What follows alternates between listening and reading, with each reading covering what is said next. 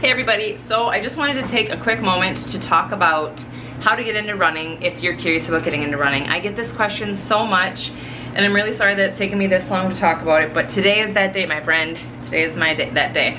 I was filming this while walking, but my treadmill is really obnoxiously loud and I have a feeling it's gonna suck, so I'm just gonna refilm it anyway. But I wanna go through my top tips on if you are considering starting running. So I'm just gonna do a quick background for you guys to help motivate you guys, because I have not always been a runner. I did do track in junior high and high school, but I only ran during track in high school, and I did it more as like a social thing so I could hang out with my friends. I was never that good. I never did cross country. And I stopped when I was 16 because I started working a job and I couldn't balance working a job because I worked probably 4 to 5 days a week. I just couldn't do any sports. So there's that. I didn't start running again until I was probably 19, and I dabbled here and there to like try to get a little bit more fit or whatever, you know, whatever teenagers do. And then around the time that I was, I think 21, I trained for my first half marathon. I did it all wrong. I really did. I literally ran like 13 miles the week before my first half marathon that I half-ass trained for. Don't do that. Do not be me, okay?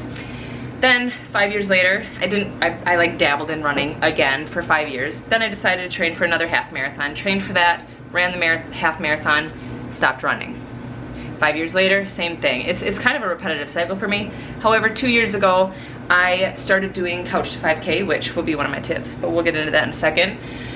And I really never looked back. I have had some lapses in running, but they've never been more than a month or two, which is a huge deal for me because I would go years and years without running. I didn't exercise in high school. I dabbled. I like to say dabbled because I would do it for a little bit and then I would stop. And then I would do it for, you guys know the cycle. So if I could go back, I would have made the time for myself. And I'll get into that with my tips as well. But like I said, 2 years ago, I started running Couch to 5K.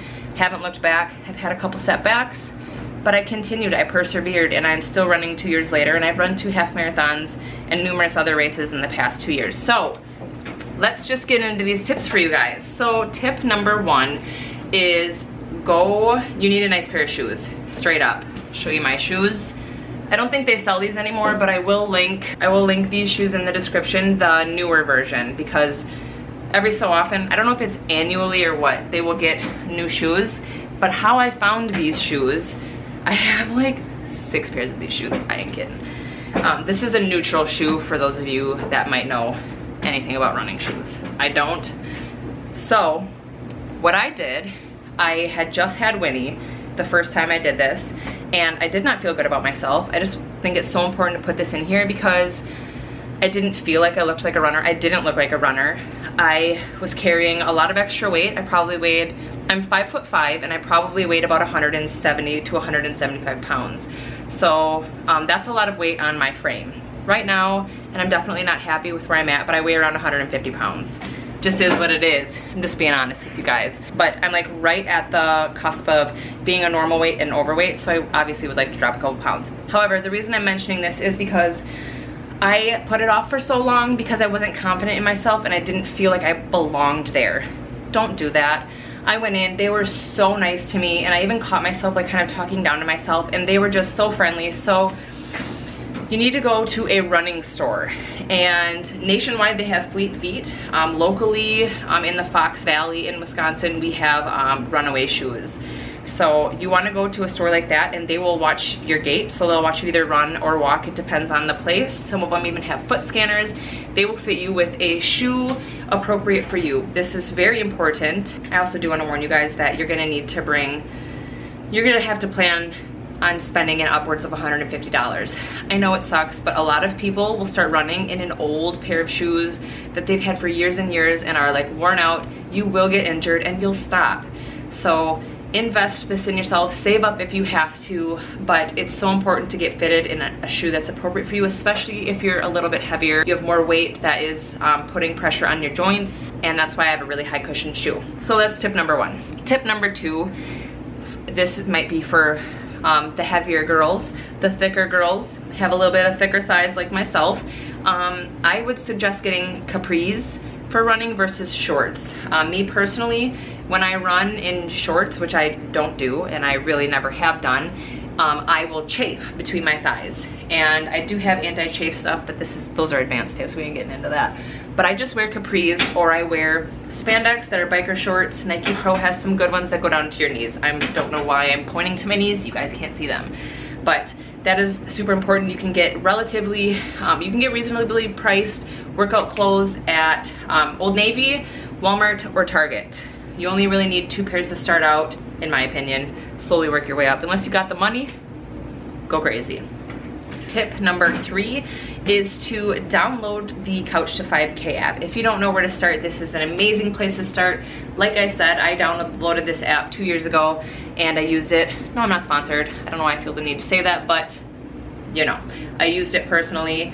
And it was super helpful. It kind of has you do intervals of walking and jogging to kind of ease you up into gradually being able to run 30 minutes straight. It was super duper important for me. So download that app. Tip number, was that tip number 3 or 4? Next tip. Tip number 4 is to, if you're the type of person that needs some sort of goal to work towards, or you need some sort of accountability, definitely sign up for a race. You can go to runningintheusa.com. This is where I find most of my races. Actually, probably all of them, unless they're local and I just know when they are. And you can search in your state and you will be able to find a race, like a 5K race. Sign up for it right now. Obviously, you need to give yourself, I don't know how many weeks the Couch to 5K is, but you guys know how to figure that out. Make sure you don't sign up for next week when you need 3 months or 8 weeks or however long your training plan is to train for that race. I love races. The race environment is so amazing. You have people of different ages, different sizes, and the community in runners is just, it's amazing, I promise. So sign up for a race. If you're maybe not into doing the Couch to 5K, or you finished Couch to 5K and you don't know where to go to halhigdon.com and you can find other training plans. He has training plans for every single distance. I think he even has a half marathon training for walkers, straight up. So you will not be short on training plans going to his stuff. I've pretty much always used his training plans to train for my races. What's my next tip? My next tip is plan to run. Like, schedule it in like you would work. And it's gonna suck at first. Straight up, you're gonna be sore, you're gonna be out of breath, you're gonna feel like you're dying, but you're fine. You can do this. And all you have to do is force yourself to do it for the first couple weeks, and it will get easier, I promise. I remember when I first started working out in the morning, I hated getting up. It was cold, my bed was warm, but I told myself that I was gonna do it, and I started doing it. And now working out is like brushing my teeth. Do I fall off the wagon? Absolutely. I actually am just coming back from like, okay, I shouldn't even say that, but I haven't run for a long time because I fell, but I have been cycling. But there are times where I fall off. You just gotta get back on. It does kind of suck because it's kind of like starting over.